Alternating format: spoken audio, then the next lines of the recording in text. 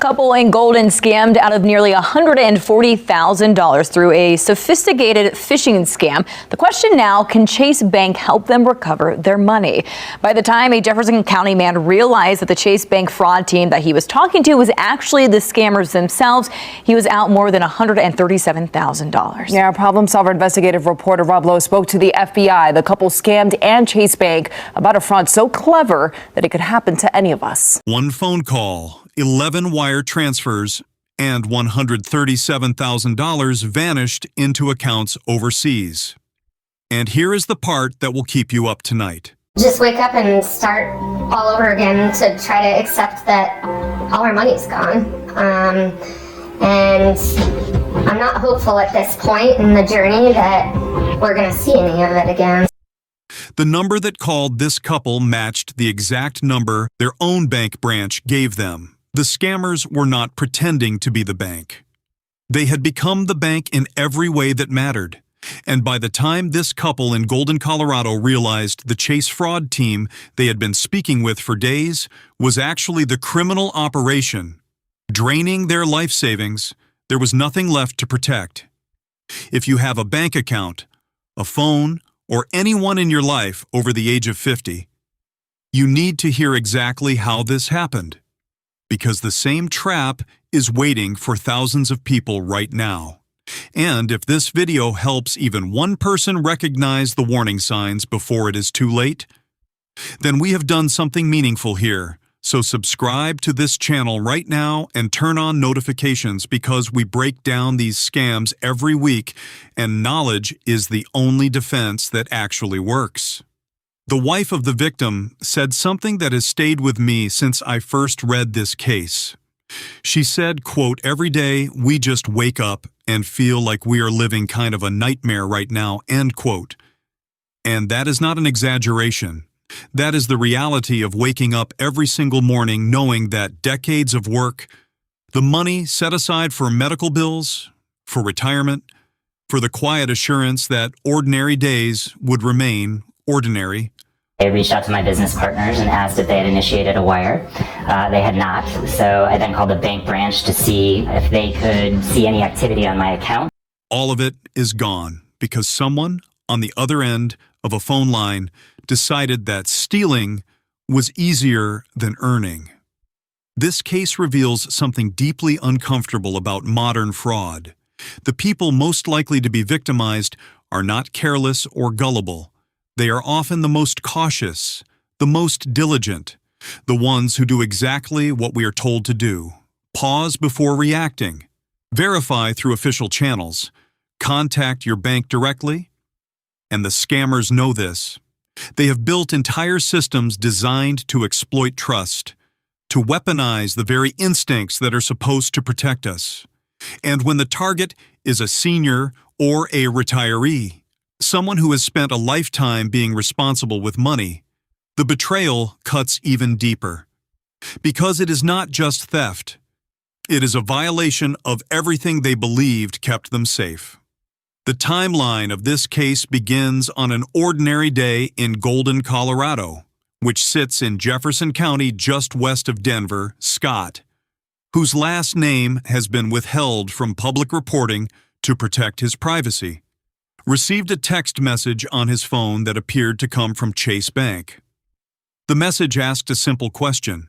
Did you attempt to send a wire transfer for $4,500? The amount was specific but not outrageous. It sounded exactly like the kind of routine fraud alert that banks send every day. And Scott did what most financial experts would tell you to do. He paused. He did not click any links. He did not call any numbers in the text. Instead, he reached out to his business partners to ask if anyone had initiated the transfer. They had not. So Scott took the next logical step. He called his local Chase branch directly.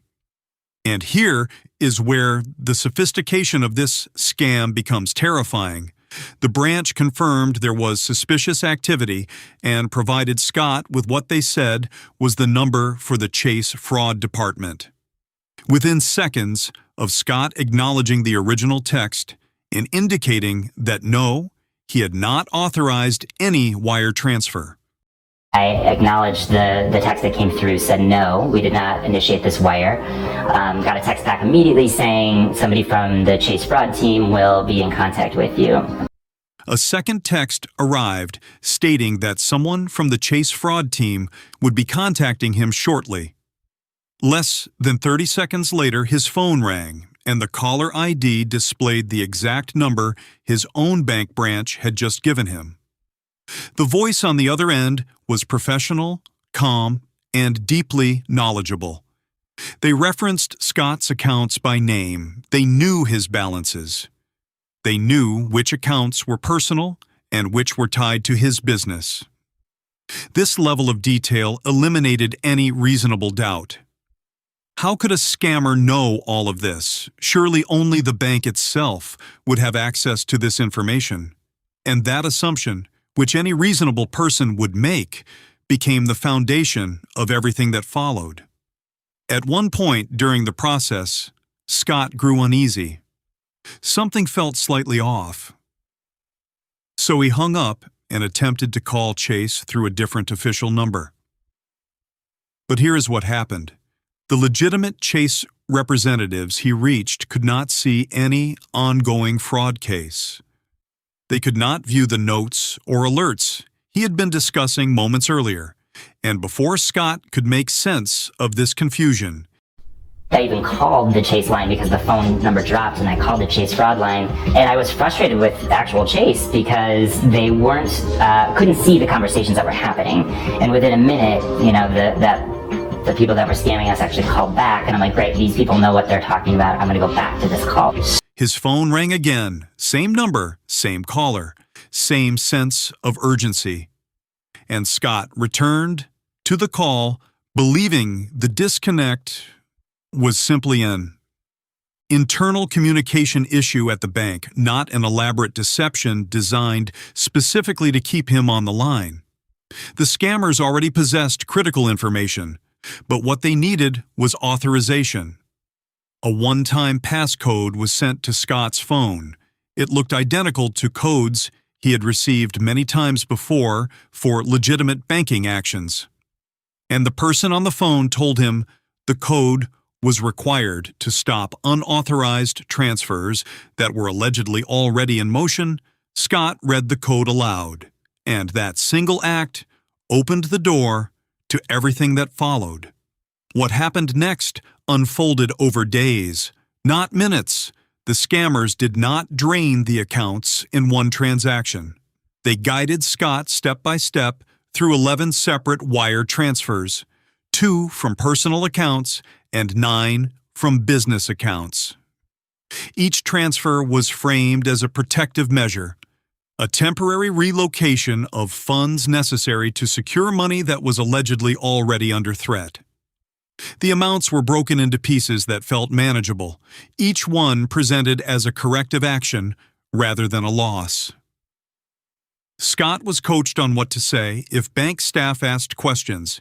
He was told that delays could result in greater losses. He lost close to $140,000. How devastating is that for you, Kate? Every day we just wake up and feel like we're living kind of a nightmare right now. That doing nothing was the most dangerous option. And by the time the sequence ended, $137,130 had left their accounts. The destination was overseas. The money was no longer traceable in any meaningful way. The realization did not arrive with drama. It arrived with silence. The calls stopped. The promised follow-ups never came. And when Scott contacted Chase again, he learned that no fraud team had ever been working his case. The conversations he believed were logged did not exist. The phone numbers had been spoofed. The system he trusted had been imitated with precision. Scott later said, quote, "There is a special place in hell for the people that can do this to someone," end quote. And he described working 10 times harder just to get back to where they were, not to get ahead, just to return to the starting point that was stolen from them. harder than I was working, to get back to where I was, not even ahead, just to get back to where we were. There is a special place in hell for the people that can do this. Chase Bank began an investigation, but the couple was told that wire transfers are typically considered authorized. Once completed, recovery is rare, especially when funds move internationally. It took 11 days before a case manager was even assigned, and that only happened after outside investigators became involved. The FBI confirmed that scams involving phishing and spoofing are increasing in sophistication. Phone numbers can be replicated, text alerts can be mirrored, entire fraud response systems can be convincingly staged. In Colorado alone, hundreds of phishing victims reported losses totaling millions of dollars in a single year. Now let me give you the red flags that everyone watching needs to memorize. First, any unsolicited text or call about a wire transfer you did not initiate should trigger extreme caution, even if the number looks legitimate. Second, scammers can spoof any phone number, including your bank's official fraud line. The number on your caller ID means nothing. Third, legitimate bank fraud departments will never ask you to read a one-time passcode aloud over the phone. That code exists specifically so that only you can enter it. Fourth, if you call your bank and they cannot see the fraud case someone else just told you about, that is not a communication error. That is the moment you hang up and go physically to a branch. Fifth, any pressure to act immediately. Any suggestion that delays will cause greater harm is a manipulation tactic designed to prevent you from thinking clearly. Sixth, wire transfers are essentially irreversible. Once the money is sent, it is gone. Banks cannot recover it. The way they might reverse a credit card charge, FDIC insurance does not apply here. That protection exists only if a bank fails, not if trust is manipulated. If you have gotten value from this breakdown and you want to protect yourself and the people you love from schemes exactly like this one, take 2 seconds right now to subscribe to this channel.